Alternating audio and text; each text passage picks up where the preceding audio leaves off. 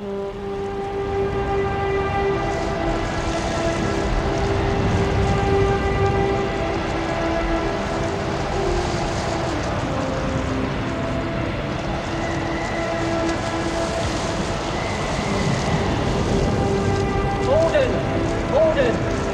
Send more house to save the house! Come on, the house! Okay. This is Alex Cropper interviewing for Lancashire Cricket Museum on the 16th of the 10th, 2025. Can you just state your name for the tape, please? Hello, Alex. I'm Anne Cochrane. Okay. And where are we today? We're very close to Lowerhouse Cricket Club, which is on the outskirts of Burnley. Okay. So let's start there then. Can you tell me about Lowerhouse, where it was, when it was formed, how it started, everything you know about it? Yes. Lowerhouse Cricket Club's official starting year was 1862, but there was cricket played in and around the village. Lowerhouse had one major employer at the time, which was a very big textile cotton mill, and there was a team playing cricket in Lowerhouse and in the local region in the 1850s, which was probably a mill team.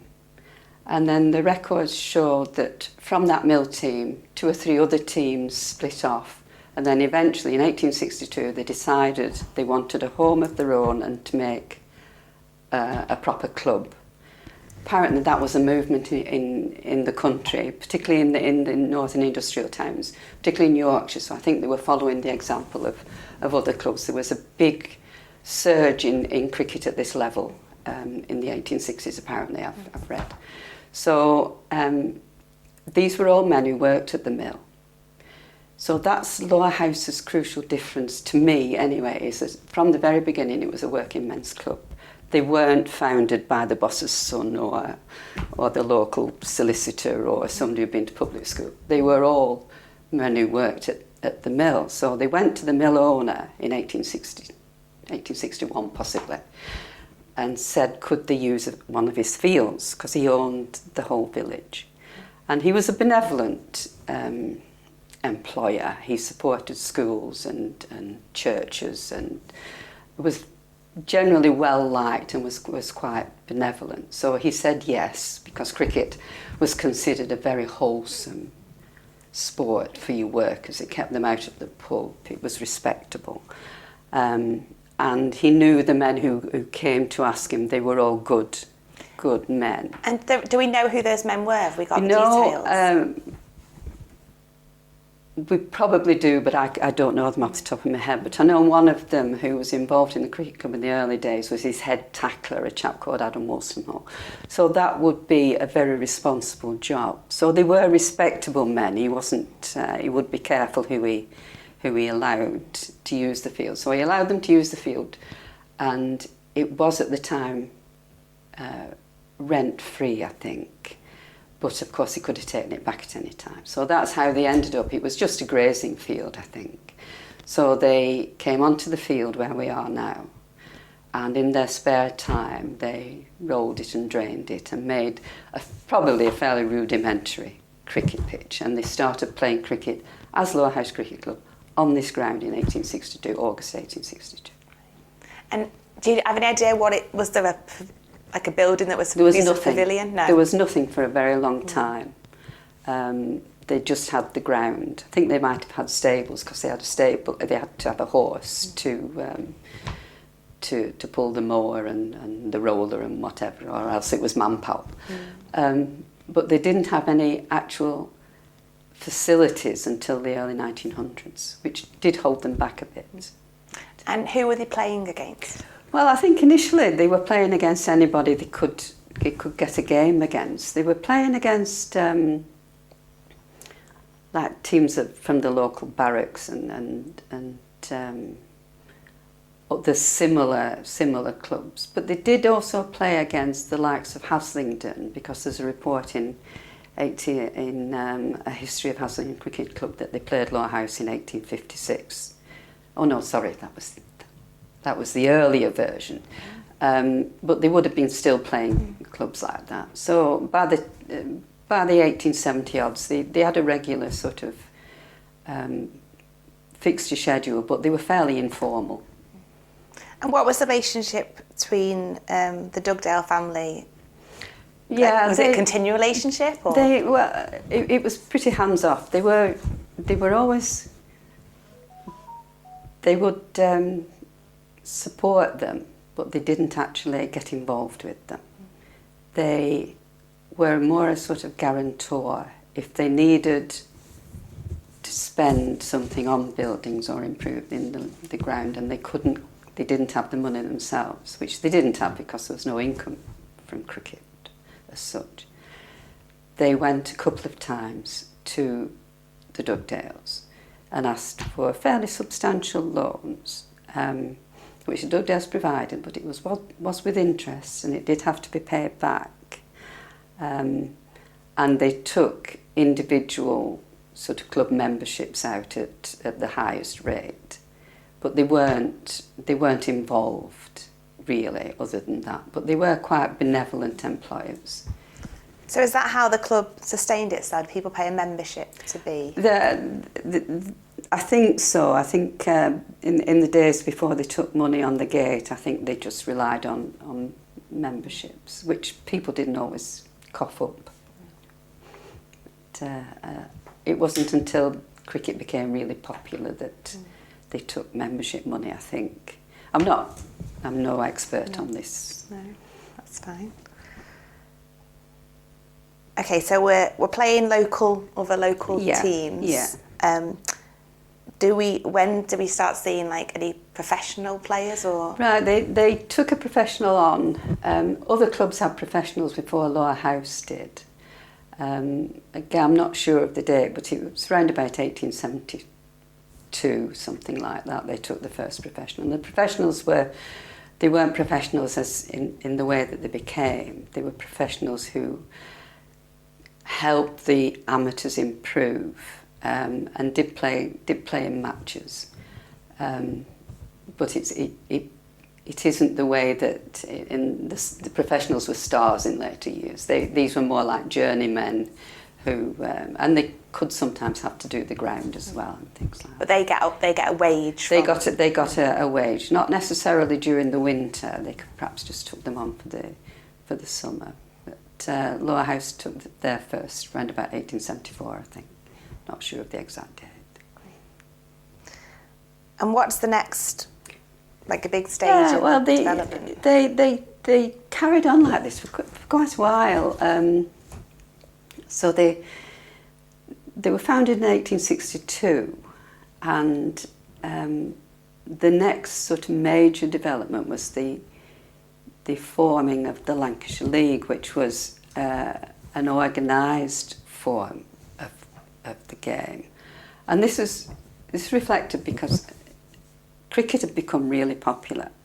I mean, there was a bit more free time for men to not only play but for people to go and watch. So they did have Saturday afternoons. Nobody played on Sundays, obviously, because that was against the law, I think. So they carried on in the same way until I think cricket must have just become a victim of its own success, and it needed organising, because if people were turning up, they needed to make sure the opposition turned up, that there was a game, which sometimes, people just turn up with 9 players, or they wouldn't turn up at all, or they'd turn up late. So it did need, I think it probably did need organising and regulating, because it had become so popular. And this was a national thing. Same thing with athletics, about the same time. That started to be organised. And they were worried about keeping it wholesome, keeping it... They did have professionals, but they wanted cricket to be respectable, I think. I think that was part of the idea. So I think it was 14 or so local clubs. Similar places to Lowerhouse, so Burnley and Nelson and Colne, and places that sort of had the same sort of textile background and the industrial places, they were probably playing each other on a fairly regular basis already, so they would have known each other. And most of the clubs would have somebody like a councillor or an alderman as chairman, so they would have all gone to each other's grounds, and I think they probably knew who would join. So they started, I think 1891 they had the first sort of meetings about it. In 1892 what became the Lancashire League was launched. There was a bit of shifting around. Bury came in and out, and I think Todmorden joined a different league initially, but after a couple of years the teams were settled, and they remained settled until 2016. So Lowerhouse was like a founding member of the we were a Lancashire. founding member, and once you were in, you were sort of in for life, really. It was a bit of a closed shop. In theory, if you finished in the bottom, or perhaps the bottom two, you had to apply for re-election. So your fellow clubs could have voted you off had there been a better contender waiting to join, but there never was. That never happened? No, it never happened. So that became a bit of a problem towards the end, because there was no jeopardy really in finishing bottom. And where did, in that, so we're talking about those early years, where did Lowerhouse fare in terms of the ranking of the Lancashire League? They didn't do too badly at first. They had, because I used to think that Lowerhouse had gone in as a bit of a poor relation, but they were a poor relation in as much as they didn't have perhaps the same wealth in the club and the buildings and things like that. But I think as far as the playing side went, they were a decent team. They did have one or two outstanding players at that time. And although Lowerhouse was sort of geographically a village, it was a very substantial place. It had two internationally known textile companies. So people would have known Lowerhouse as this centre of the textile trade. And they had a backer of sorts in that they had to ask and they had to borrow rather than be given, but they did have a backer.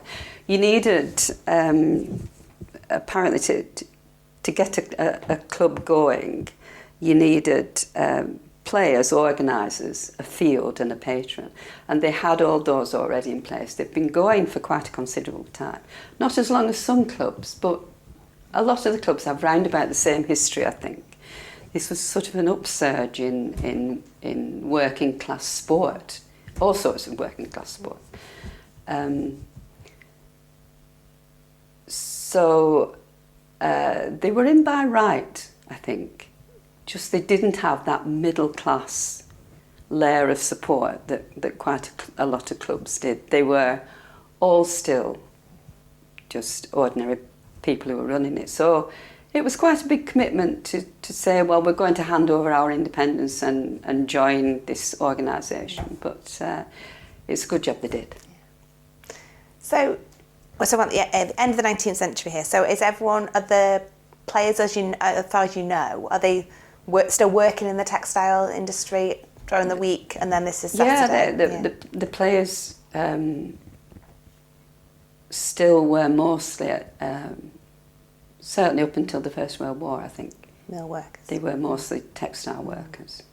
I mean, these were big concerns, so you could be working, you're not necessarily standing at a loom. You could be a bookkeeper, you could be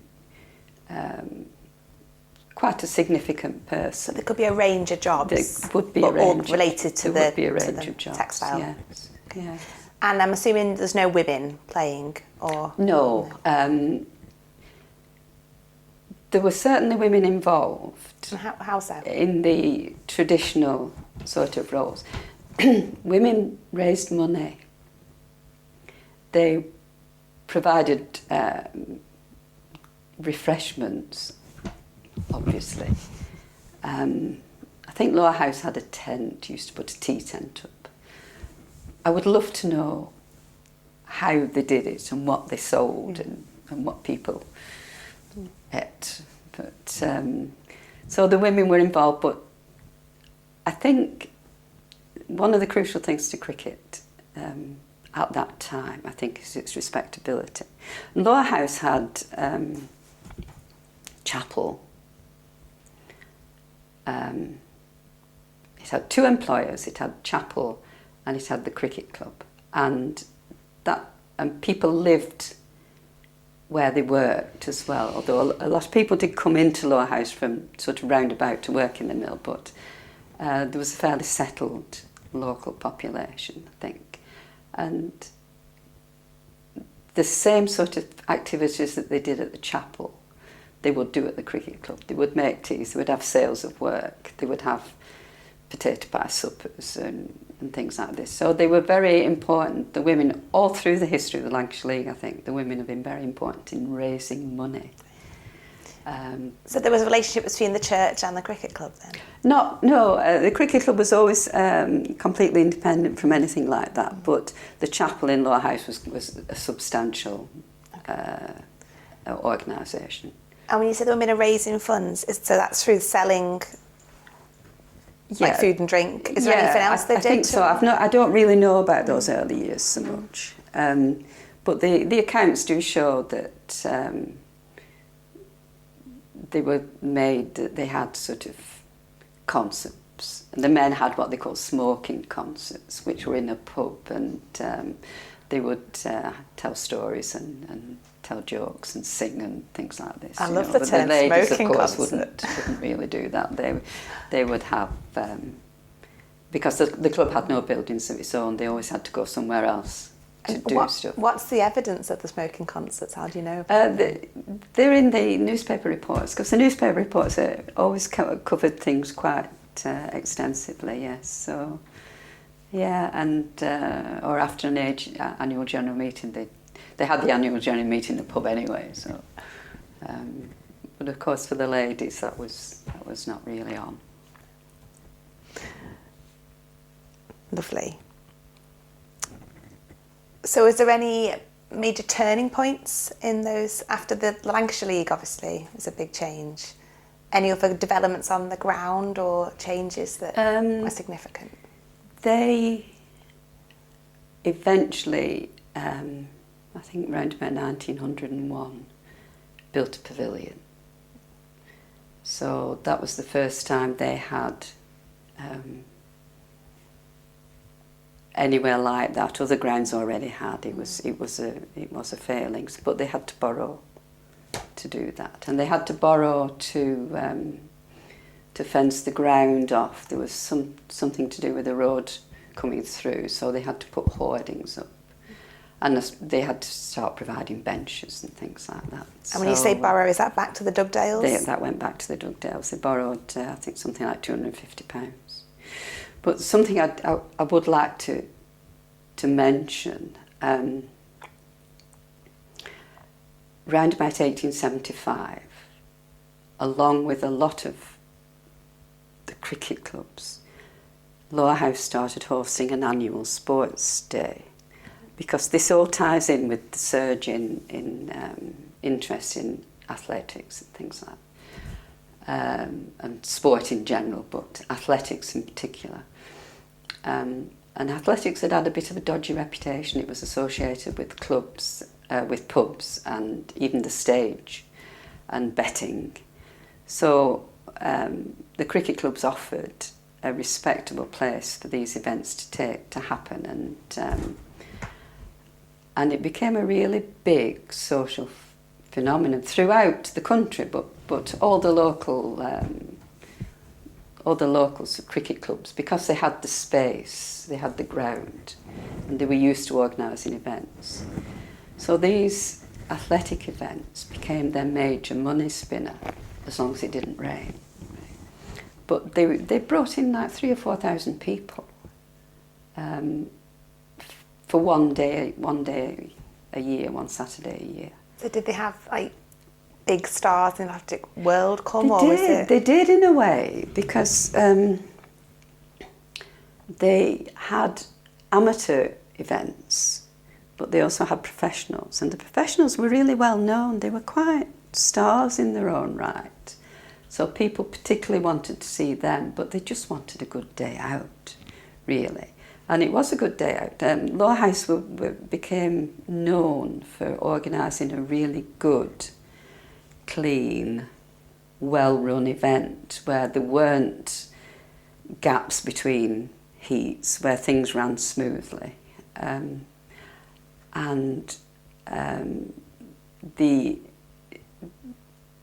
The professional events, there was always a little bit of concern about the betting to do with those, but this was like informal wagers between men, and eventually that's why the Athletics Association got involved, arose or became determined to stamp out professionalism. But for a while they were mixed events. They were amateur and professional, and they had hundreds of competitors and they had thousands of supporters, and they had a brass band, and then once it closed at about 7 o'clock they had dancing, and I'd love to know what sort of dancing they had, whether it was sort of barn dancing or what, I don't know. You know, but, so where's the dancing taking place? Yeah, they had a cracking day out. Where were they doing the dancing? They'd have done it on the pitch, I Just suppose. on the pitch. Wow. Yeah. Well, they must have done. Yeah.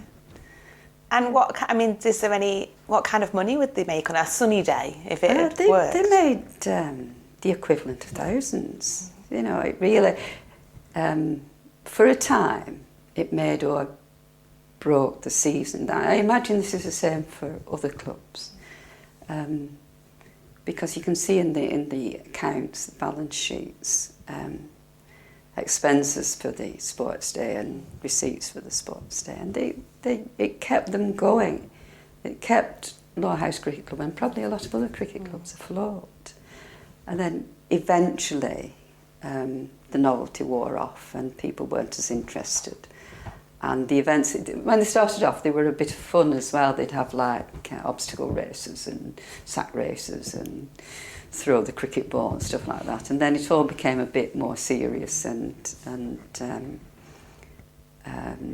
because the people and these athletes would go around the circuit. So they'd be at Lowerhouse one day, they'd be at Burnley or Nelson, and people came from all over. They would come from Manchester. It's a really interesting time.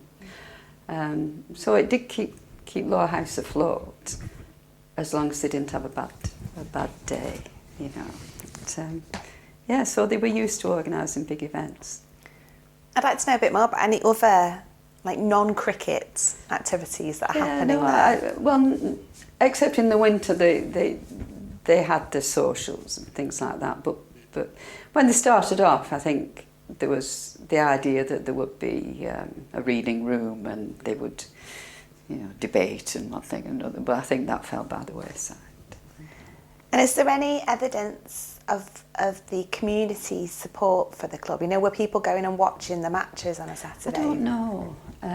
It's probably in there somewhere. Sometimes the reports tell you that there was a good attendance, and they quite often say amongst them a fair number of the fairer sex. So women did go and watch, and there's a drawing that was in the one of the newspapers of they went round and did all the grounds in the 1890s, and there's a drawing of Lowerhouse Cricket Club with some people standing round the edge, and you can tell that some of them are ladies from the hats and the long skirts. So, yeah, but quite how many people went on, I'm not sure. It did grow, obviously, and the membership, they relied on membership, I think. I don't know when they started charging on the gate, but they really wanted people to become members. You had to be a member to play. And do you know anything about the membership figures for, like, say, the start of the 20th century? No. I know that by the time of around 1910, they had about 500. Okay. Because they did print the names in the annual general meeting reports round about that time. they stopped doing that after the First World War. So it's quite interesting. They print a list of names and how much they've paid. So there's an ordinary membership. There's a membership for boys and there's a membership for players, which is something like 5 shillings, something like that. And then the bigwigs have paid a guinea, which was a pound and a shilling, 21 shillings. So that was like the top level, but that was a donation really. They didn't come, you know. But the majority of people paid, I think they paid about 10 bob, something like that.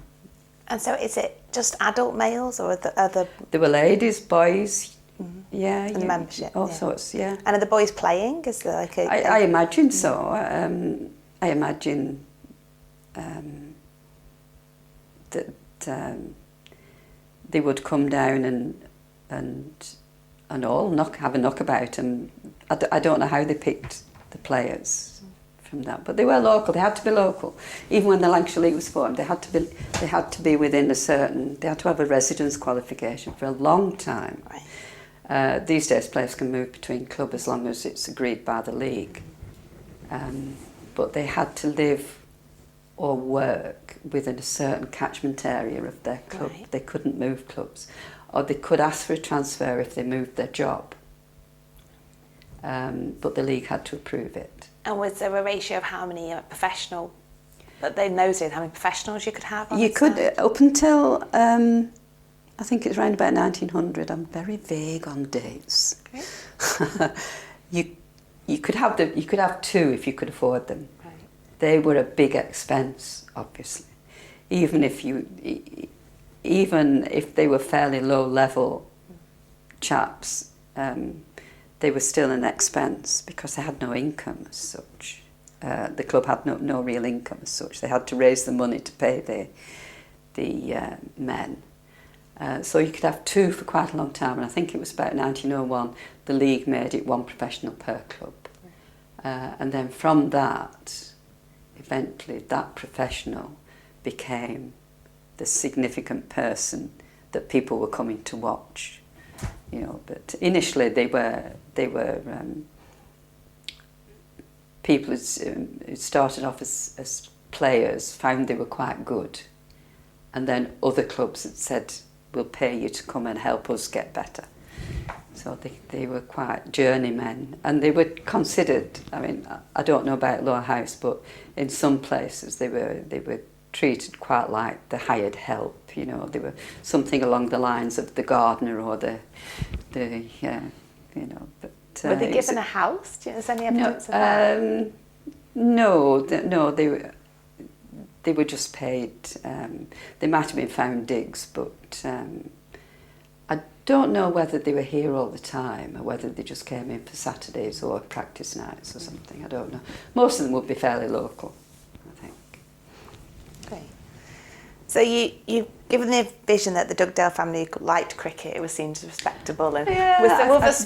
They liked the idea of cricket. Yes. Was there a football team here? Was there any other sports? Yeah, I mean there were a lot. There was a lot of grassroots sport. I mean, I'm not quite sure of the sort of chronology, but some chapels. Not just, this isn't just Lowerhouse, it's just sort of in general, didn't approve of sport, but some thought that sport was a good thing, and the more sport people played, the better. And it was, if the chapels ran a team, it got them into the church and hopefully kept them. So there were loads and loads of Sunday school teams. There was a big Sunday school football league in Burnley, and big Sunday school cricket league. That might have been later on, but there were loads and loads of amateur cricket teams and football teams right up until fairly recent times. So you mentioned the First World War before. How did the war impact the club? They didn't suffer as badly perhaps as some clubs in terms of losses of men. They lost a chap called William Whittaker, who had been an outstanding cricketer. But they don't seem to have lost too many, one's too many, but a lot of them fought, and cricket was suspended. So they actually, financially, probably did better while they weren't playing cricket than when they were. I think they had sheep grazing on the field, so they got a rent for that, and they didn't need the horse, or I think sometimes it was a donkey. They used to have this almost annual ritual of buying a horse and then selling it again, so they didn't have to feed it over winter. And they had lots of social events, because that was part of keeping people's spirits up. So one thing that did happen, because they owed money to the Dugdales, they owed them £250 plus interest for ground improvements that they'd made. They got worried about this debt just before the First World War, because the individual committee members were personally liable for this debt. So if the club had folded, they would have been made bankrupt, because they couldn't possibly have paid this. It's quite a lot of money, £250. It's a substantial amount of money. So they had a grand bazaar to clear it in April 1914. And I think that was a 3-day event. And I've got, the club have one brochure, but they've got more than one brochure, but I have one. So they put out a lovely bazaar brochure, and all the local shops and companies advertising it. So it's a real snapshot of the community at the time. Because obviously not just the people who lived in Lowerhouse, but because this massive amount of workers came in every day, they too needed shops. So there were probably even more shops than there would have been normally. And it shows you, there's some really interesting advertisements, and there was a programme of all these stalls that they had, and some notable opened it every day. So I think it was, I think they ran for 3 days, or at least 2, at least Saturday, Sunday, but they made their £250, and they made the interest. So they cleared that debt, and they cleared that debt in 1914. Just before the war? Just in time. Because by the time the clubs were coming back, cricket was starting again at the end of 1918. All the grounds had gone to ruin, really. So a lot of clubs really struggled financially to get back on their feet. So although Lowerhouse always struggled for money, they had at least cleared that debt, so they could go back. They needed to go back and borrow again. And they did the same thing. They had 2 more bazaars, I think one in 1928 and one in 1934, to do the same thing, to try and clear the debts. Were they successful? Yes, I think so, because they were the sort of thing people liked. So the locals, bazaars were a regular thing, like the churches would have them, and they were a good way of fundraising, and people enjoyed them. Do you know who the celebrity openers were? They were usually like the local councillor, or somebody of the local council, or an alderman, or the local doctor, or one of the Drews, who was the other major employer. It was just like they'd give a little speech and then declare the bazaar open, and so. And so the local shops would have little stalls, did they, in the bazaar? No, they were mostly things, they were like, there'd be like a ladies' refreshment stall, and there'd be like a lucky dip, and there'd be, they're all sort of very low-key things, but the men would have a stall. They were selling stuff. And did it take place at the cricket club? No, or? they didn't have they had them in local church halls. Yeah. No, they didn't have the facilities for a long time to have an event like that. And they got a sort of social club think it started off as a tea room, and then they got another tea room and became a social club. But they only ever had like prefabricated huts for quite a long time. So they didn't have anywhere to hold a lot of people at one time inside. So post World War One, the club's rebuilding. Yes. Is there anything? So they've cleared the debt, obviously, but they re-prepare the ground. Started again. Start again, really. Yeah. What do we know about the membership then? I think it remained about the same for quite a long time, around about 500. But I don't really know the numbers, but it was a time of depression, of course, as well. So there might have been a lot of members, but they didn't all pay. And I think I've seen somewhere that there might have been 500 members and 250 or so hadn't paid up. So the things were always dependent on the wider economy as well, and the 20s and 30s were bad, and the mill shut down as well. Yeah, that's what I was going to go on to. So what happens to the mill, and what does that do? The mill never really recovered. I mean, the textile industry was in severe depression anyway, in the 20s, and they carried on after the First World War, but the actual Dugdales had moved away. There was a brother-in-law of one of the Dugdales, I think, was running it, and they said because he'd been injured in the First World War, he would never turn an old soldier away, and they said it was part of the reason why it shut, but the reasons were a lot deeper than that. It was all part of the cotton recession, and there were too many mills, and they closed down. I think it was in 1928. The Dugdales closed down.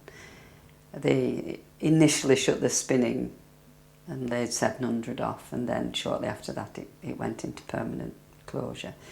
And it was taken over for a while. The government had a Bank of England backed scheme called the Lancashire County Corporation, and they would take places over, but their remit was to radically reduce the number of mills.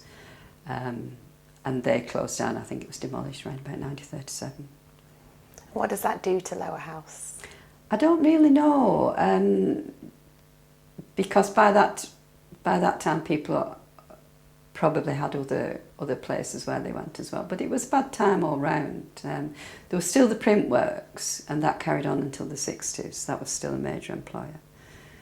But Burnley as such, obviously, the whole place suffered. All East Lancashire suffered in the cotton decline. But the cricket club continued. The cricket club's always continued because I think we've always been used to struggling through hard times with nothing fresh. So do you think maybe, and this is just a theory, but Lowerhouse was better suited because Absolutely. they had never had that. Absolutely. That backer that was. And keeping there was them nobody afloat. to walk away. And by the time the Dugdales had gone, like I said, there was still a major employer, but I don't know much about the actual employment situation at that time. But people themselves were becoming a little bit more affluent eventually, and more able to organise their own finances better. So, but of course the big thing was that they didn't need to pay rent on the ground. They still had that. They still had the ground on goodwill, really, at the time. But no, Lowerhouse have always had to sort of make their own way. Yeah. So the Dugdales never came and said you need to start paying rent? Well, that's quite a long story. I think they just let them use it initially. They might have made some sort of payment, but there's nothing that I've found that's written down. They didn't have a lease. And then in 1949, the lady who lived in this house where we are now looked out of her window one November night, in the middle of the night, looked out of her bedroom window, and what was the club room, which I think was just a prefabricated building, was ablaze. So that burnt out completely. So whatever sort of social club they'd had gone. And they had some very good people involved with the club at the time. They had a chap called Tom Redman who'd built up a very substantial business, but never moved away from the area until he actually retired to Lytham. But he got fundraising going. So they ended up, by 1951, with the building that's still there today.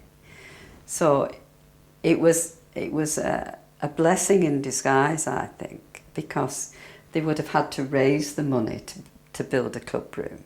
Whereas this fundraising, it was amazing how many people helped them out. Tom Redman said, we're not going cap in hand to anybody, we will do this ourselves. And loads of people gave very small amounts of money. They collected in hairdressers and all over. And some people gave larger amounts. Tom Redman started the fund off with £100 of his own. The Burnley Express gave £100, I think. So they ended up with a crowd-funded club room which had facilities which they didn't have before, and they could then have more people in and a better bar and have dancers and what have you. So that became their revenue stream, which other clubs had probably had for years. But the other benefit was that the Dugdale of the time, who was the head of the family, I think he was called Gordon Dugdale, but he lived in Cirencester, but he had the link to Lowerhouse. He had lived here and he had been part of the business. He sent them £100, but he also gave them a 50-year lease at £1 a year. So they then had a lease from 1950 to 2000. So, and they didn't have to pay rent. They may have had to pay a little bit more. I think there may have been a little bit of land added to it sometime. But they were paying practically no rent until... The £1 a year stayed until 2000? Yeah.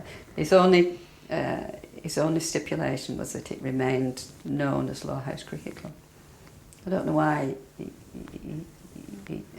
he particularly wanted that. He must have had some sort of affection for the name and wanted so it wasn't the Lowerhouse Mill Cricket Club, it was the Lowerhouse Cricket. So the Dugdale families get a continual presence for the whole, yeah. Well, they were a benevolent presence until the lease needed renewing in 2000, and then they weren't. Oh, okay. So they had a real battle between... They started trying to get the lease renewed in the 90s. And the Dugdale they were dealing with at the time was quite hostile. They wanted to have housing. They thought they might get housing built on it. There was a big housing boom at the time, and quite a large area of Lowerhouse which had been used for a lorry concern. And there was a big swathe of land coming up for development. I mean, it was all fields at one time.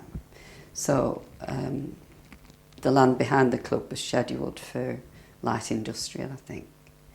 But there were a load of houses being built, and the landlord, the owner of the cricket club, thought he could tap into that. He probably would never have got planning permission, but they had a real problem, and he did say, you're going to have to leave, and we'll offer you some land somewhere else, but it would have been totally inadequate, and it would have meant the end of the club, really. So they had to go to court, and they didn't get the lease renewed till 2014. But then they got the rent assessed at a rent that they had to pay quite a considerable rent. But they got a 25-year lease. So they then could, because they'd had no security, they could then tap into funding streams. So the 25-year lease went from 2000 or from 2014? I think from 2014. Oh, okay. Yeah, I think so. But it was a very difficult time. They were very lucky in having some very competent people in charge who could deal with solicitors and all their... I'm storing the paperwork for them at the moment. There's files and files of meticulous paperwork. The chap who was looking after it at the time, David Wren, was amazing. So jumping back a little bit, because we didn't talk about... We've gone no, forward it's there. great. We didn't talk about World War II, did we? So no. And that's such a short period, isn't it, between the wars? I mean, they didn't get cricket going properly probably until 1920. And like I say, they were really struggling round about that time. And they were very lucky in that this Tom Redmond got involved. And he was another in that, as much as he was generous in his own support. And he was not just a Lowerhouse Cricket Club, he was a very generous supporter of sport in Burnley. He built up a really good business of grocery shops, which were based not far away, and the company was run fairly locally until the 1970s. It was a very good business, and he was wealthy, but he was also very civic-minded. But he liked people to help themselves. So whereas he would give money himself, he actually wanted the club to be a community effort where they did it themselves. So he started a supporters association, and he was the chairman. And then going into the Second World War, he was the chairman. I think he would have preferred not to be, but at the time he'd been chairman and then wanted to step back, and they panicked because they thought he was going to take his money away, but he didn't. And then the chairman died, so he took it on again till the end of the war. And then he stepped back. He stepped back a little bit from the business and went to live in Lytham. But he became life president, and he remained that until he died. I think in the 50s, I can't remember. So they went into World War II, and I can't remember the exact year. I think it might have been 1940. They suspended the league anyway.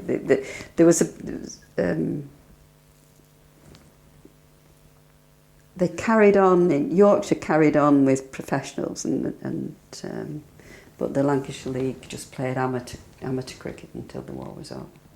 They played, anybody could play for anybody for a while, I think.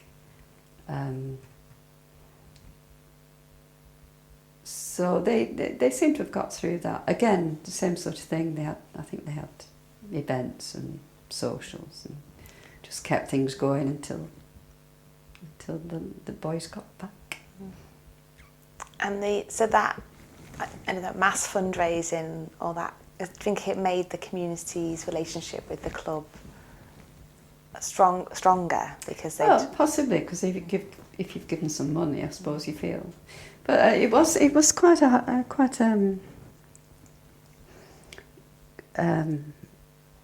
focal point of the community for social events, I think, as well, for dances and stuff after round about the 1940s, 50s. But the cricket wasn't particularly good. Well, yes, let's just talk about where. So at first, Lowerhouse are okay in the ranking, the league. Whereabouts are we by the 40s and 50s? By the 40s, they're not doing very well. They didn't do very well, really, for quite a long time. The 50s, 60s, 70s, they were pretty much bouncing around the bottom five, and there was no investment in the infrastructure of the club. So they were really struggling round about that time, on on and off the field. I think they were pretty. Yeah, they weren't very good right about that time. They weren't very good for quite a long time. Are there any stories of anyone from Lowerhouse then, you know, the players doing well and moving up the league system and then getting into, you know, playing for Lancashire and moving up in that direction? I don't think not at that time. I don't think so. I'm certainly no expert on the cricketing side, but I don't think so.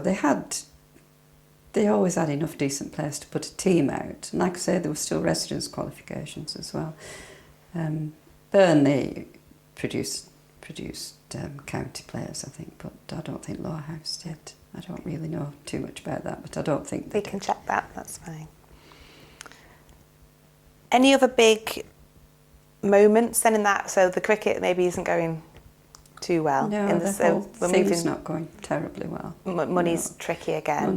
Money's hard to come by. Did it ever get to the point that you know of from the minute books where it was, are we going to survive this? Yeah, several times. So the Printworks closed in 1962, which was had been the other major employer, but that was probably a gradual. I very much doubt that they closed down overnight. That was probably a gradual decline. And the chap who bought or who moved into the buildings, or at least part of them, was a chap called Bob Lord, who was a very controversial character, very, very well known. He was the chairman of Burnley Football Club, Bob the Butcher. Very well known for being a rough diamond and such a thing. And they must have approached him because he came onto the committee at the cricket club and then became chairman, and he was chairman until he died. But again, he was I understand, prepared to pay the interest on loans or debts that they had. They used to get loans off the breweries. The breweries had a policy of giving cricket clubs loans to keep their beer in the club. But these loans could get out of hand, and I think they used to try and move breweries to get more loans and things. So I understand, I might be wrong, but I understand that Bob Lord's involvement was more as a sort of guarantor, or that he would pay the interest, but he certainly wasn't giving them a lot of money. I think he may have helped secure a professional, or perhaps but again, these sort of things, they just kept the club going, just going.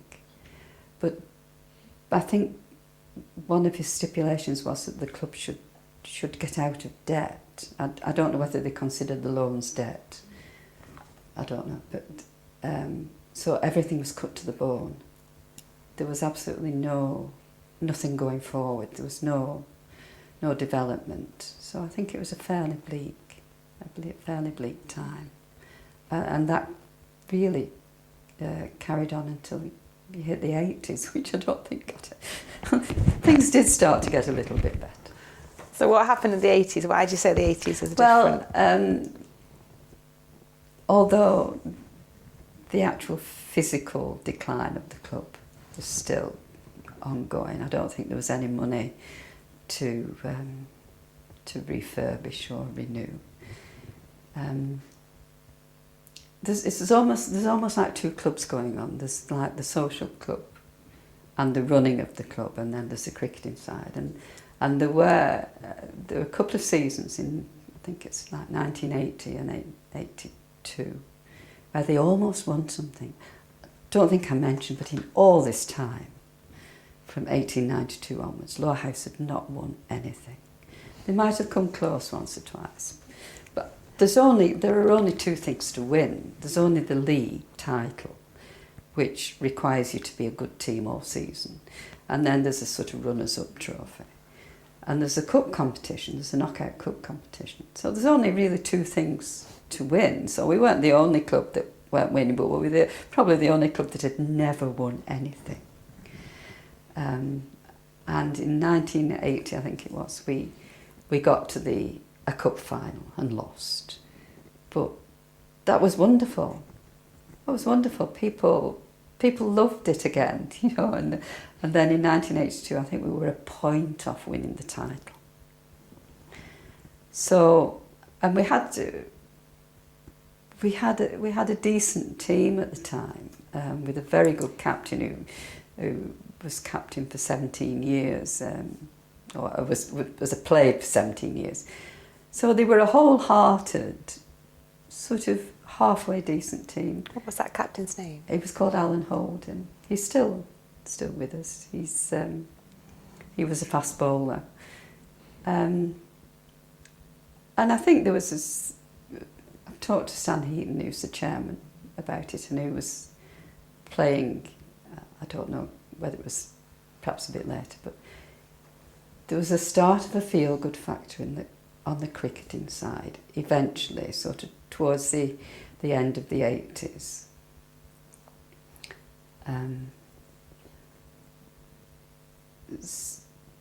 But it took the middle of the 90s before they had what you might call a competitive team, and they didn't win anything until 2004.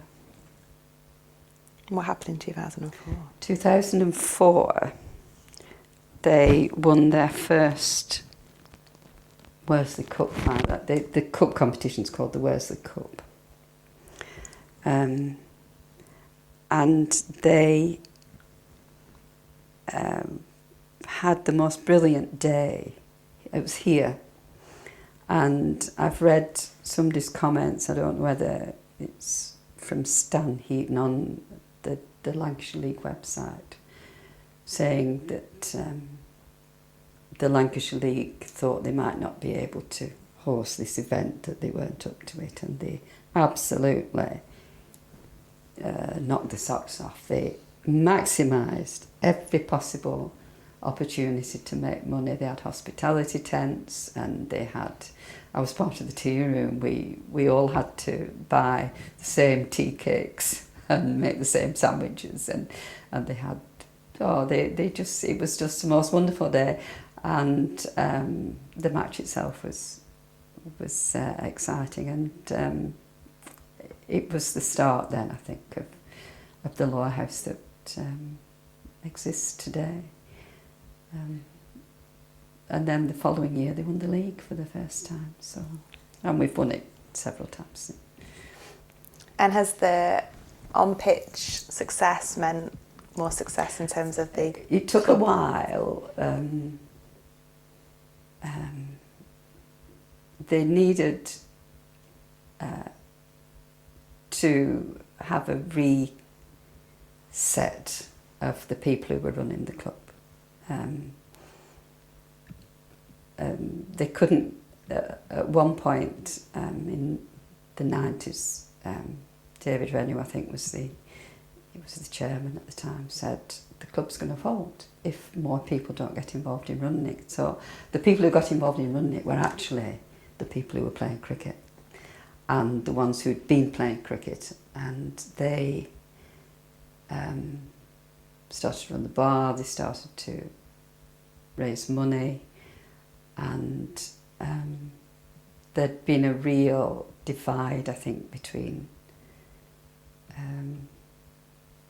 the administrators or the people who were doing their best, but it wasn't, it was a very old-fashioned, it had become a very old-fashioned way of running a cricket club, and they were brought up to date by some very good people. So these people who are players and now, running the club, are they local still? They were mostly at the time. I mean, like I say, I keep talking about Stan, who's the chairman now. He was the next generation of a family who'd been involved here. You can see the same names running through the club at one time. It's not like that now, but you could.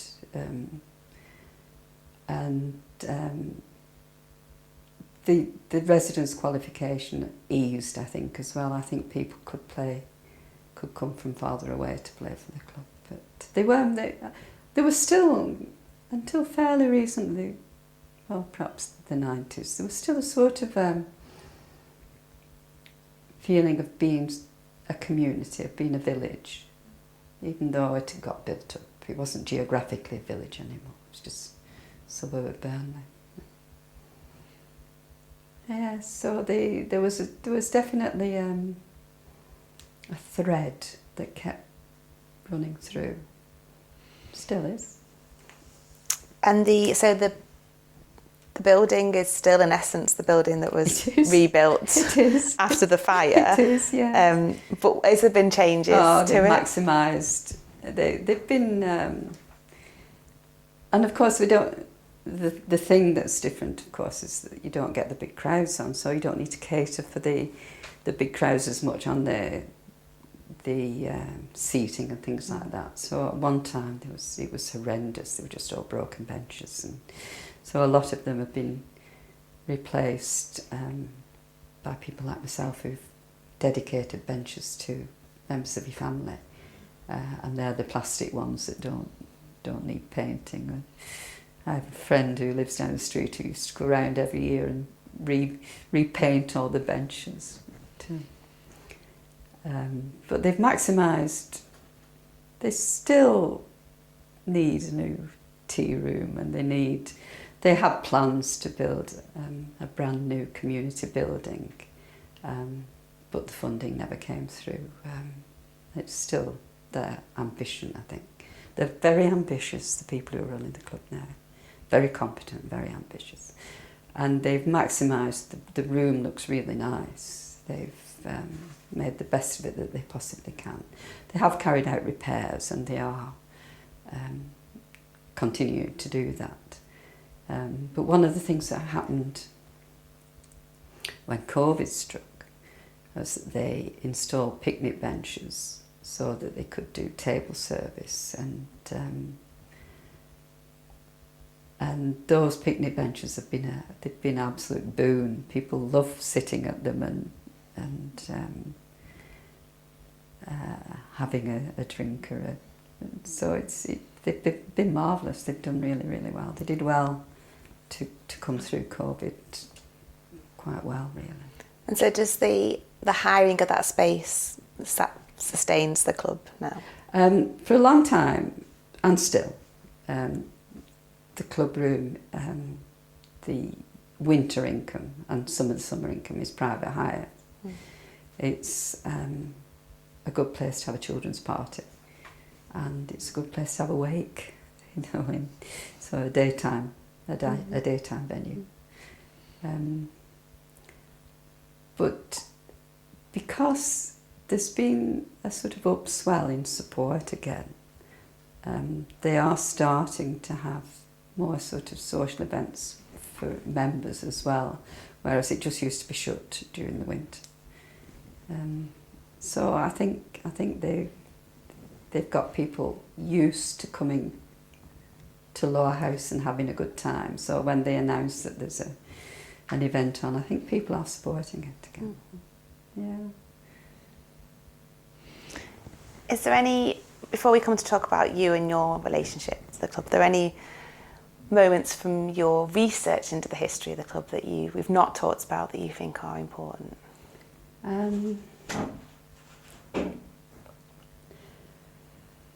There's lots of, it's a long time, isn't it? There's a lot of history. There's a lot of, you could name players and somebody else would tell you an entirely different story.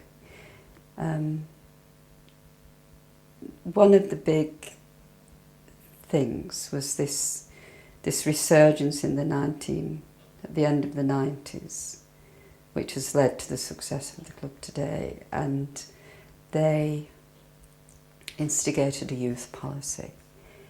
Up until then, there was some junior. I think there was some junior teams. I know my son played in like under 13s and under 17s, things like that.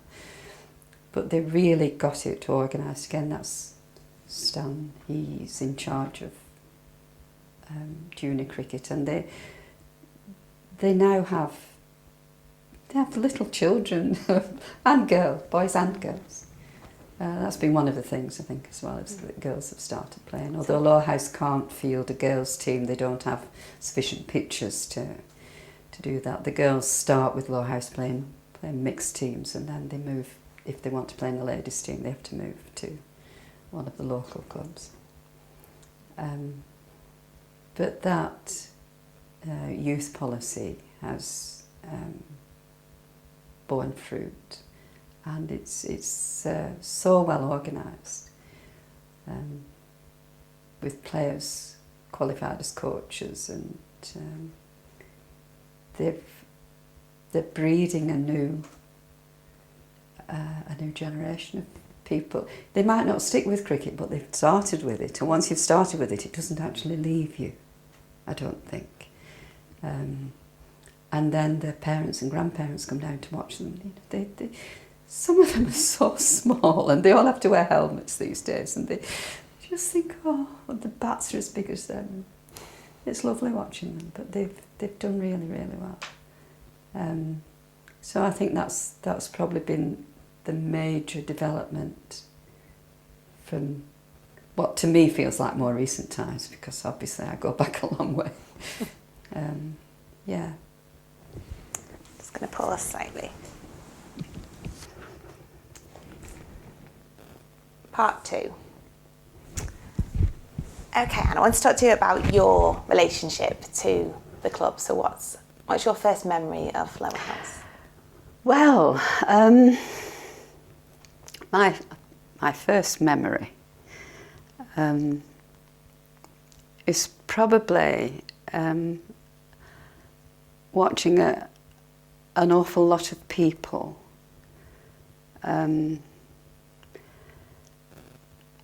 I probably didn't realise where I was or what I was doing. I was about 5, I think, but I can remember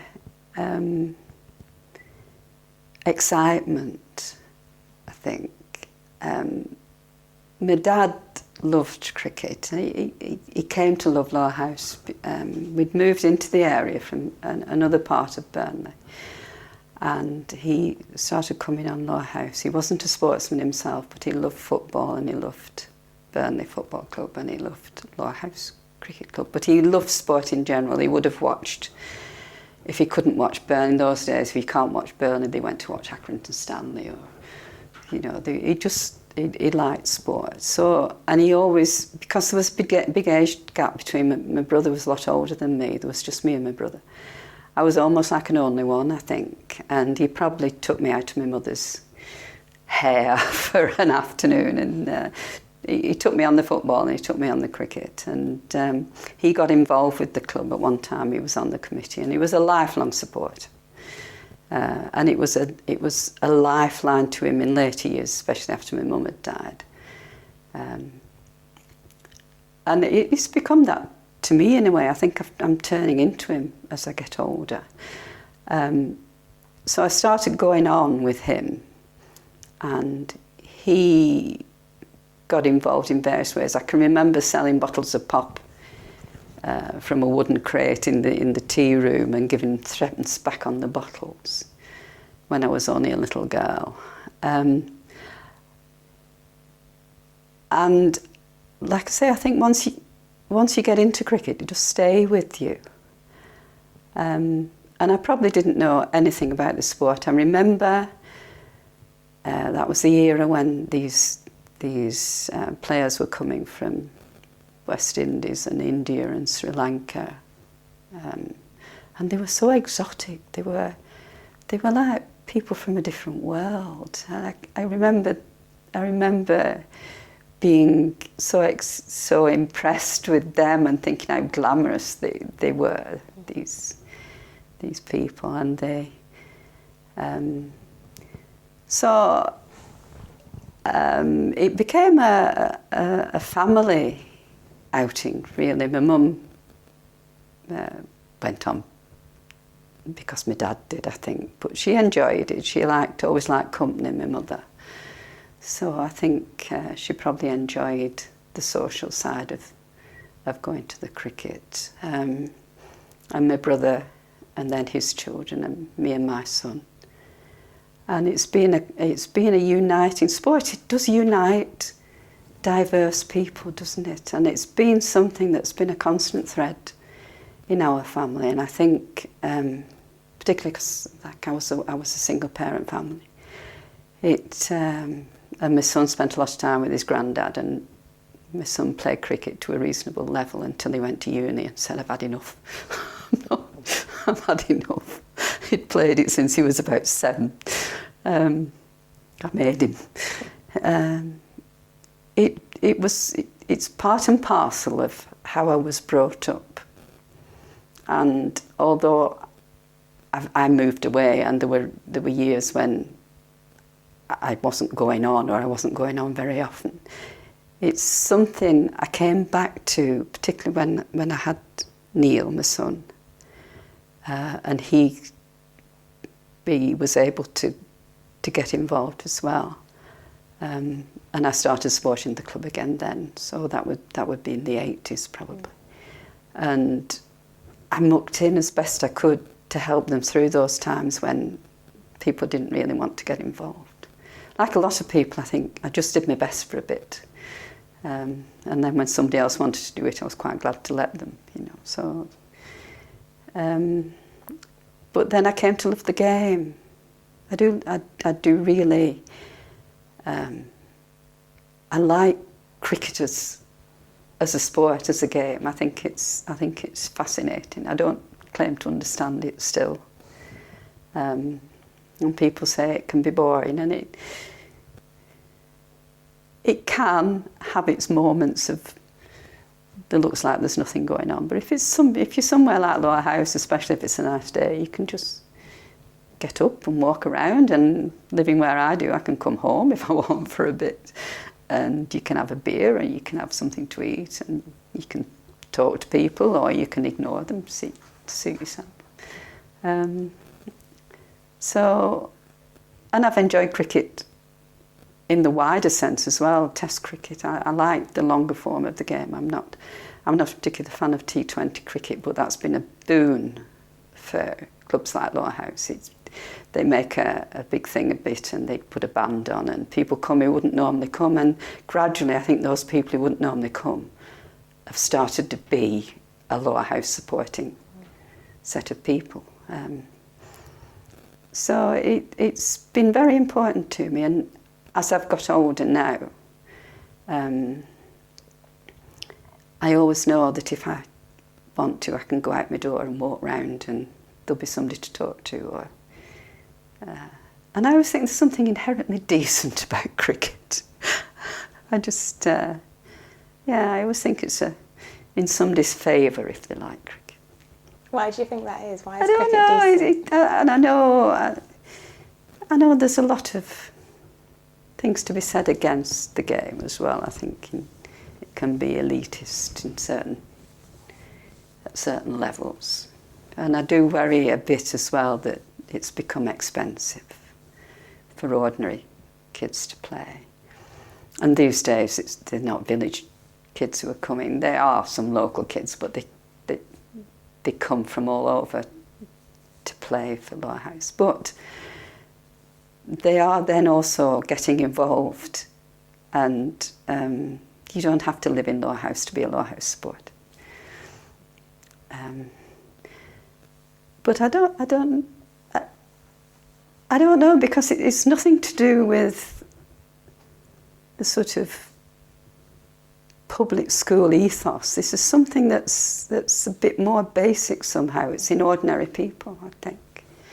And it just is a game that fosters honesty, I think. No, it's a bit fanciful, isn't it, that? But yeah, I just think it's a good sport. So you moved here with your family and your dad. Did he ever play? Or was No, he always wasn't sporty no. at all himself, but he did support sport all his life. So what time? When did Fanny move here? Sorry. Well, we were from Burnley, but we just lived in a different part of Burnley. We moved around about 1951 to about a 10 or 15 minute walk away, near enough to be called local. So was your dad a member? Yeah, I was a member, and he was a committee member, and in his later, he lived to be 91, my dad, and he came on here till he was 90ish. Just really missed the success. He wasn't quite with it when they did win the cup or the league. But people looked after him, He used to come down and just wander around, and it was a safe space. And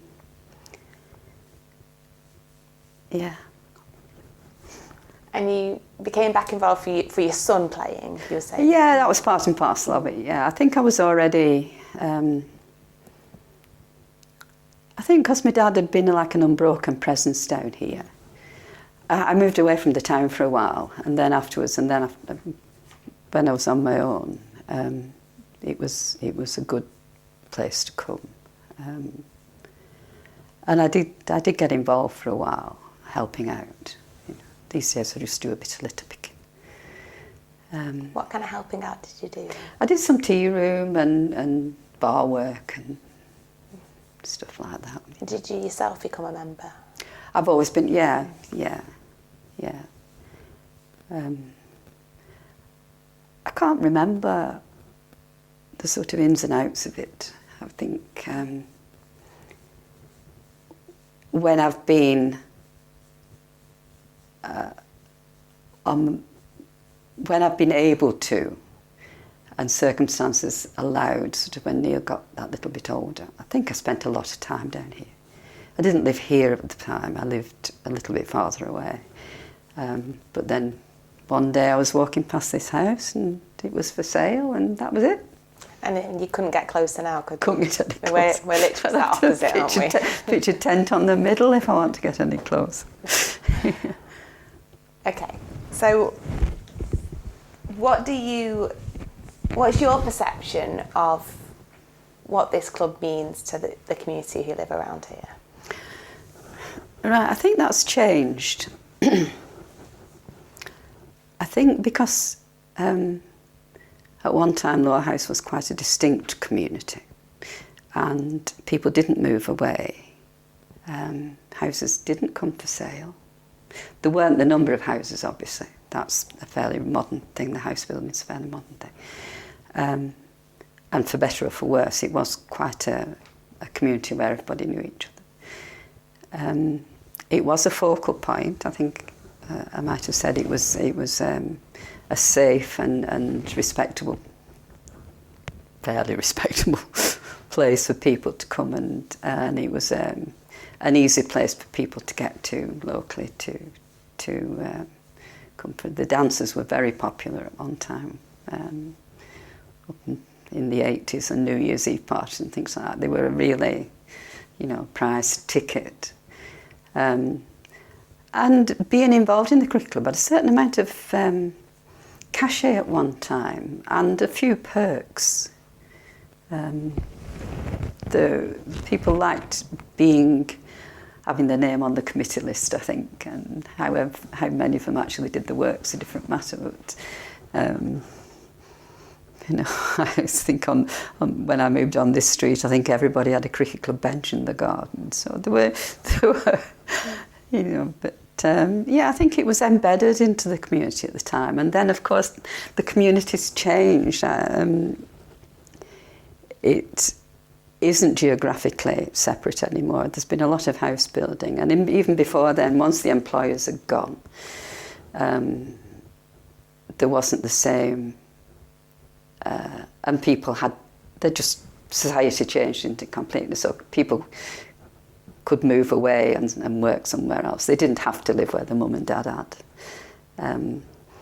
So I think possibly that's come in waves. I think there's always been like a core who've stayed, but there's, as Lowerhouse's popularity or perhaps need has varied, people have come back to it, and then cricket itself was in the doldrums for quite a while. I think it wasn't that interesting to watch, and then they went over to limited overs cricket in the, I think, 1999, something like that, and that made a big difference. And English cricket at a national level was probably getting more exciting as well. So I think the interest and the sort of community involvement has fluctuated. But I do feel now, they always retained a core, and they didn't necessarily come on every week. But if something big was happening like that first cup final, they came out of the woodwork. But it was there somehow. There was this sort of trace memory of supporting the Lowerhouse Cricket Club. And then as they've become successful and they've built this big youth structure that we talked about, and there isn't an actual identifiable Lowerhouse community out there anymore, but I think there's a Lowerhouse Cricket Club community that they're making of their own. People who don't necessarily live close by but come because the child's playing, and then they stay, and the grandma comes, and they start to help out and things like this and get involved. And there isn't anywhere else left, really. The chapel still exists, but it's not the big congregations that there once were. It's not part and parcel of everybody's life. There isn't anybody else. If you Google Lowerhouse these days, you will probably come up with Lowerhouse Cricket Club. That's because we're everywhere anyway, but there really isn't another organisation that you would identify with this particular place. And it has changed its nature to a certain extent to keep up with that. They do have community events on. The club room is used by groups. They host cricket matches for other people. They host junior games, particularly for Lancashire, other leagues and things like this. And they got funding from the FA to improve the ground, so there's junior football on it in the winter time. And I know that they are hoping to just build on that. Really, they do think of themselves as a community club. What the definition of community is open to interpretation. I now think that it's the Lowerhouse Cricket Club community rather than the Lowerhouse Village community. And you feel very much part of that, Lowerhouse? I feel very much part of that, and I'm really happy to see that it's thriving in various ways, and that there are people coming to it and enjoying it so much that they will come back. They might come for a 2020 or something and think, well, this is a great place for my kids. When you look back at your relationship with Lowerhouse Cricket Club, what are your highlights? What is it you think of fondly? Well, I think it's bound up with your family memories, isn't it? That's another thing. I'm not the only person to feel like that. People come and scatter ashes, and they donate memorial benches. The ground has loads of memorial benches. People feel that, I think. So that's first and foremost. I think I've had some really good times. I've met some nice people. I've met some fun people. It's been a fun place to come. There's nothing dull or boring about watching Lancashire League cricket. And at one time, it was when it was still very busy, even like, I think perhaps in the 80s and 90s, when we were playing the local rivals, which is Burnley Cricket Club, you get a big crowd on. And that could be raucous, and it's always been entertaining. And then that was despite the cricket sometimes.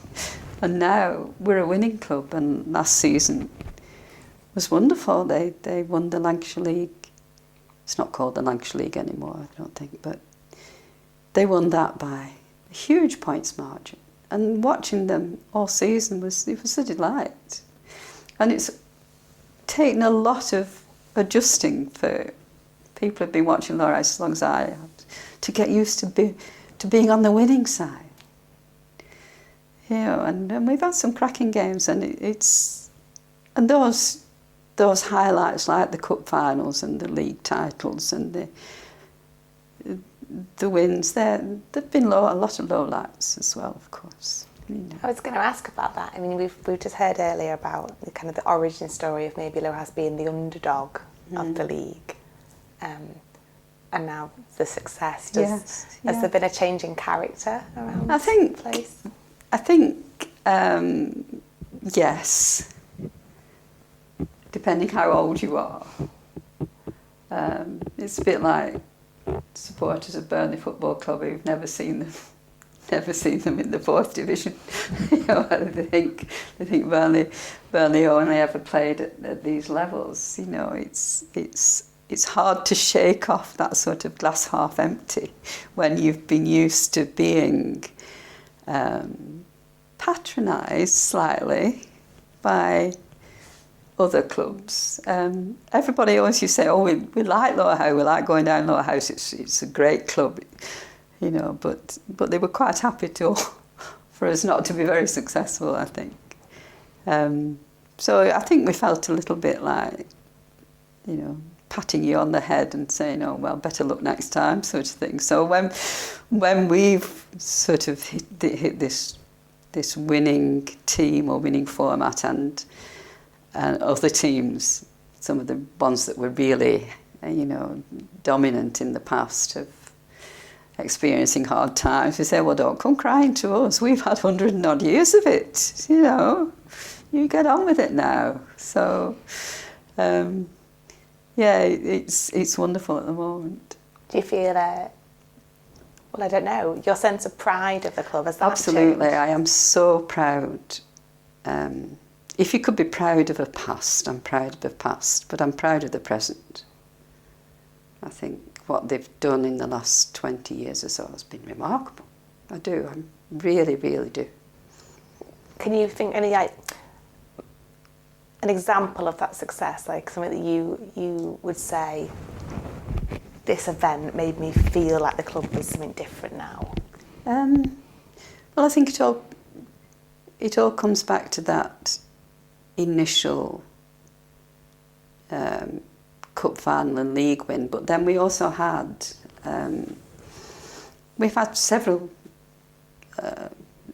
titles and lots of success, and then in 2017 we got to the cup final of the competition called the Lancashire Cup, and at that time the cup final was hosted at Old Trafford Cricket Ground, and that was such a big event for Lowerhouse Cricket Club.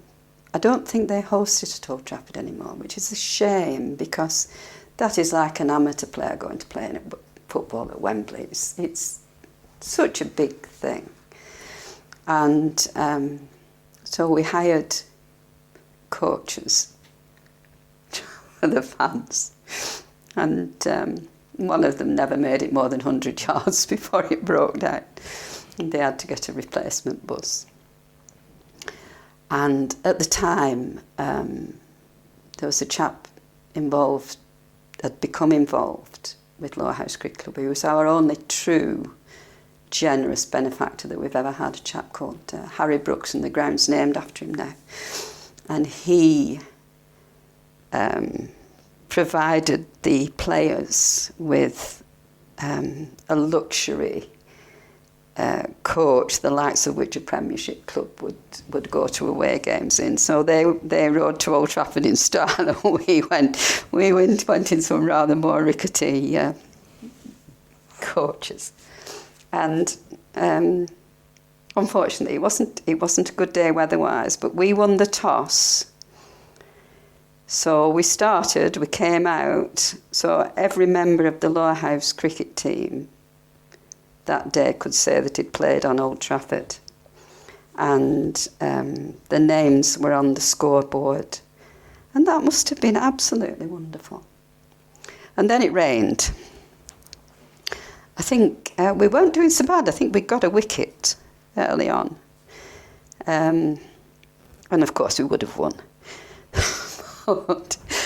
But so we all went to the bar instead, and we had a really Lowerhouse supporters have always been able to have a good time, and they had a really, really good time. It was a lovely day out, but it was rained off. There was no more cricket, which is a shame. But at the same time, it encapsulated a lovely moment.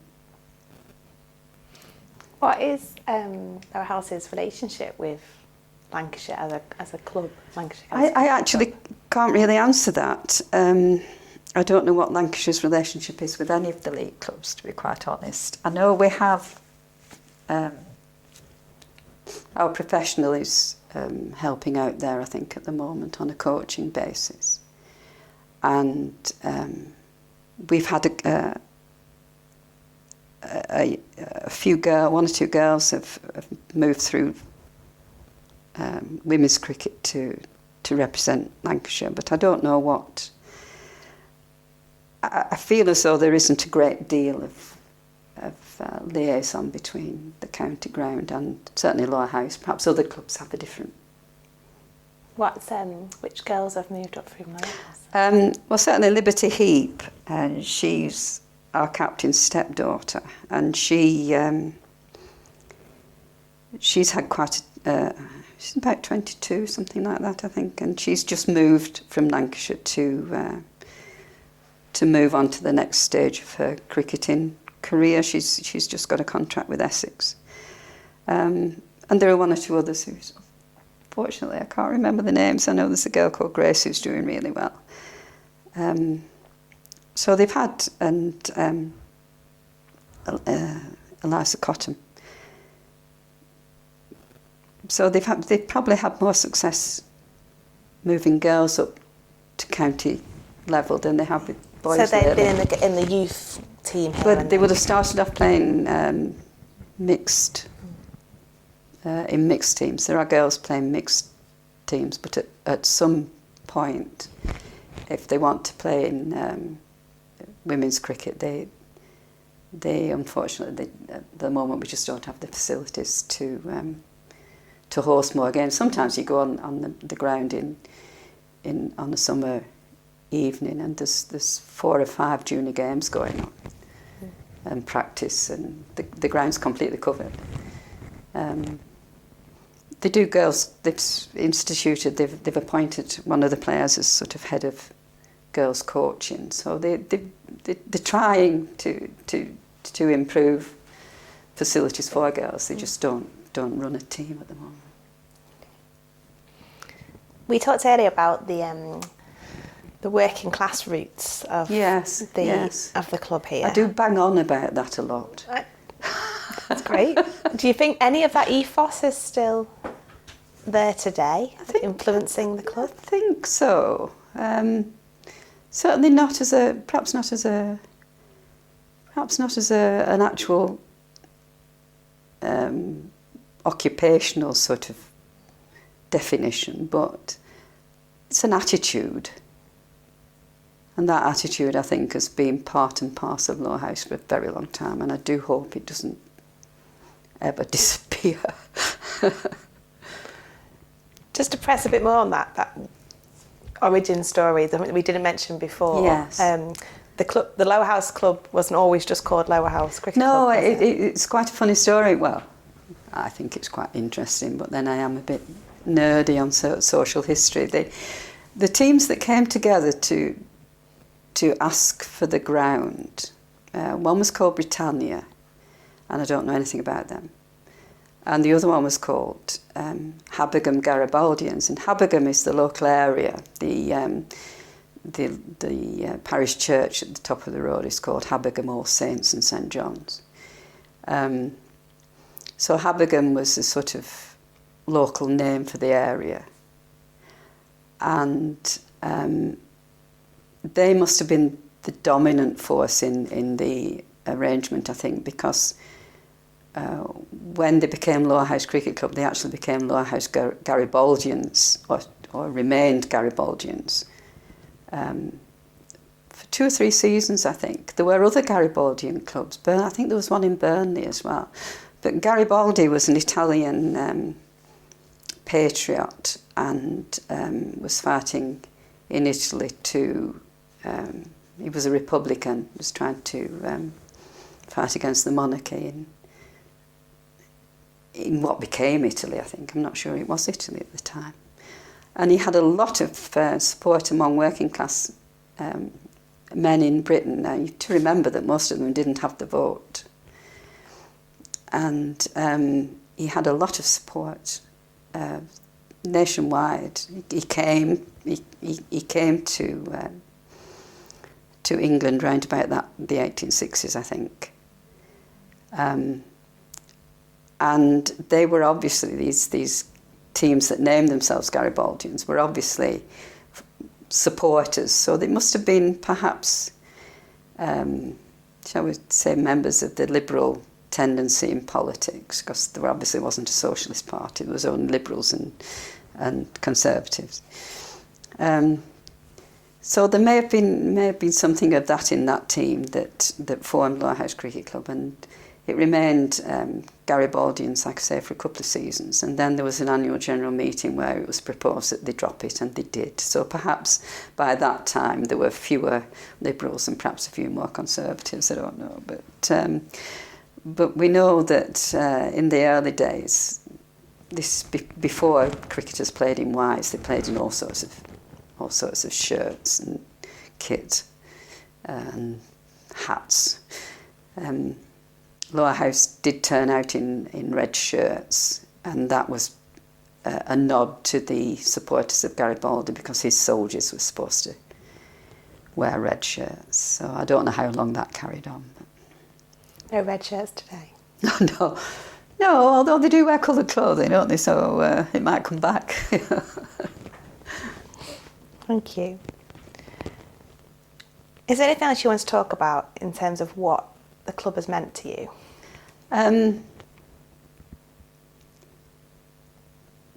Not really. I think I've said quite a bit, haven't I? It sounds sort of sentimental and emotional rubbish, really. But I do think it meant a lot to my dad, particularly, and I get quite overwhelmed by the fact that the club still exists, and not just Lowerhouse, all the other clubs, but I only know about Lowerhouse.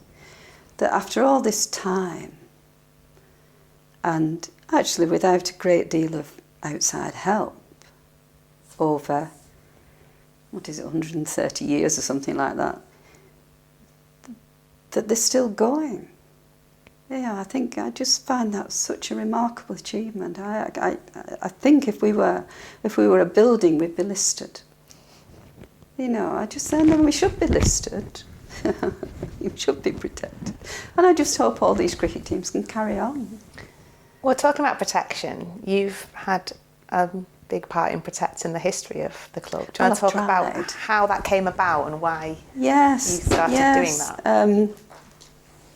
Again, I'm sort of harking back to my dad. The cricket club, the fire of 1949 that destroyed whatever club room the club had at the time, seems to have also destroyed a lot of records.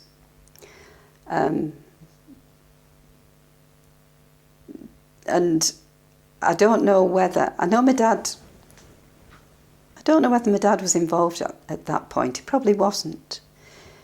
I suspect that over the years, as club secretaries have died, there's been things left over and nobody's known what to do with these documents, so they've given them to Jack because they knew that Jack liked history. Jack being your dad? That's Jack's my dad.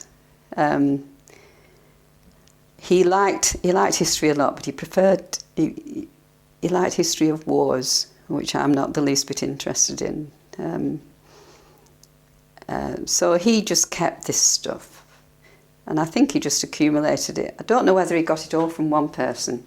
And not that there's that much, but I was always aware that he had this sort of stash of old stuff, paperwork relating to Lowerhouse Cricket Club. But I didn't pay it any mind at all, and I wasn't interested at the time. And then, apart from being interested in the club as such, so I was aware of the significance probably to Lowerhouse Cricket Club. And then when he died, he was an old man when he died. He was nearly 92 when he died, and we cleared his stuff out, and we had the leisure to sort of evaluate what he'd left. And he didn't keep things in any order at all. He just lived in a terraced house, and things were just stuck in his bureau. And so things didn't get thrown away. I took them home. So they were among the documents that I took home.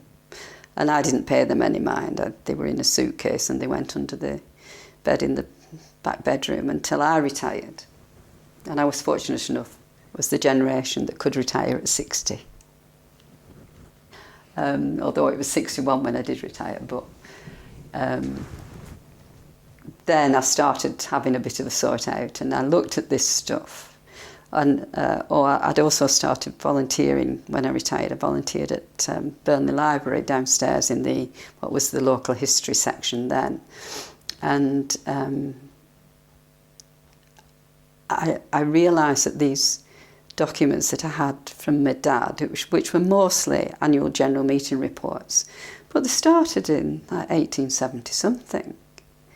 And then when you start to look, not so much perhaps about the reports of how the first team did and the second team did, but if you look at the accounts and you see how much they paid for a horse, and then how much they sold it for, and how much they made in the tea hut, and the things that they had to buy, and they accounted for every farthing in the early days. It really did, and they put down every last stick of wood that they used, and that was what I became interested in, I think. And at the library, I must have been talking about Lowerhouse, and somebody said, "Oh, we've got some of those."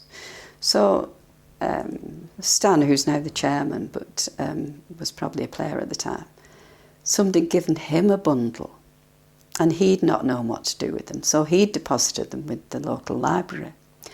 And I was fortunate enough to sort of borrow them back. They allowed me to incorporate them into Lowerhouse Cricket Club's own archive. Rather a grand title, really. But I signed a disclaimer, and so they got put together. So then I had a bigger collection of these documents and leisure. And I'd developed then, I'd always had a sort of interest in socialism and social politics and things like that, but not particularly of social history. And then I started to learn about all sorts of stuff to do with social history. And I think that coincided with there being a lot more interest in social history in general. And I thought, oh, well, I'd like to write about some of these things that I'm finding interesting. And I tried to sort of interest the club. But there wasn't really, the time wasn't right. And then when Adam Hope took over the website, I can't remember when that was now, but he fully embraced the idea of the club's heritage and the history. And since then, he's just indulged me and printed everything that I wanted to put to him. But then that started, through that, Adam started a whole section on the website, which now is a huge part of the website, with not just my pieces, but there's a chap who writes really well on cricket, Paul Hargreaves, and then other players, like the people who've played, they've sent their reminiscences in, and we've posted a load of images. I also volunteer for a heritage image archive in Burnley, who are digitising Burnley Express images. So from them, I found loads of old, between like the 1960s and 1990s, photos of Lowerhouse that they've never seen before. So we share them. And it's I think it's a tremendous resource, and I think other people are beginning to think so too. And it's not just me, obviously, but I think I did sort of give it a bit of a kickstart. And what do you think the best solution is for clubs like wanting to tell their stories? Do you think it is a website? Do you think that's the best? I think so. I think they need somebody who's willing to do it. Well, they need somebody who's interested. I'm not a historian in any way, shape or form. And I know other clubs have had really good historians. I know Haslingden had a chap called Chris Aspin, who's died now, but he wrote books. I can't imagine writing a book. He wrote books on Victorian cricket at Haslingden in the Victorian age, and all sorts of... I just think that's remarkable. So where they've had somebody who's of that sort of quality, then they'll have what I call proper histories. But I think just collecting everybody's stories is enough. I think that's what you need to do, really.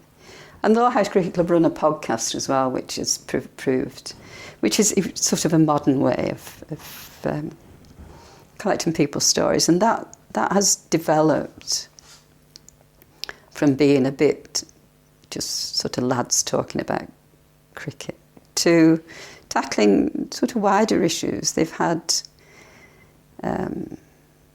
wives on talking about cancer, and they've had and losing babies, and that's a modern version in a way. So that's there. How permanent these things are, I don't know. That's another question, isn't it? How you future-proof. But Adam said, I trust them to do whatever you need doing. Talking of permanency, the physical archive, then, what would you like to see happen to that? Well, as far as I'm concerned, because I'm in my late 70s, that's going to go to Adam. He said he'll take it. It isn't a great deal. It's only a couple of files or so, really. And it's all been digitised. There's a wonderful website called the Cricket History website, and we sent everything off to them, and they digitise it all, and they've got archives on there from all sorts of cricket clubs, but Lowerhouse is there. Everything we had that's an original document has gone on there. So that's one thing. It has at least been digitised. But all my stuff, I'm hoping that I can just hand it over to Adam, and I think he has his own ideas about where the future lies, possibly tied in with getting a new building when they manage to get the money together. Thank you so much for your time today. You're very welcome. I just have this quote that when it was Lowerhouse's centenary, Burnley Express had a really good sports writer at the time, and he had a very soft spot for Lowerhouse, and he did a profile of the club at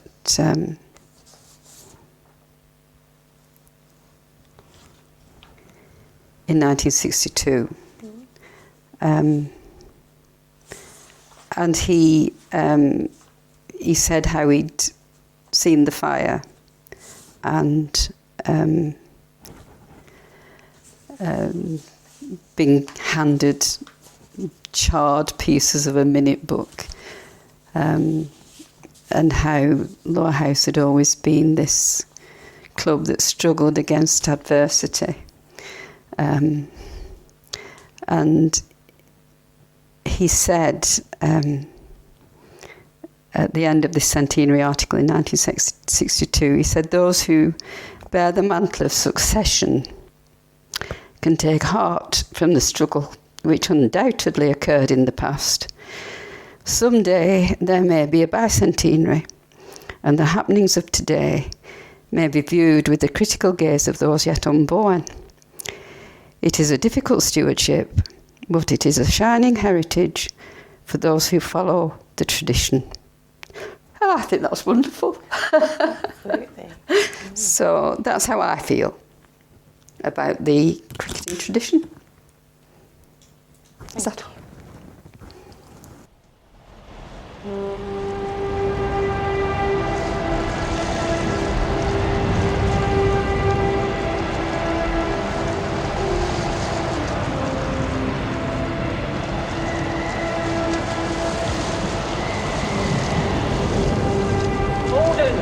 Order!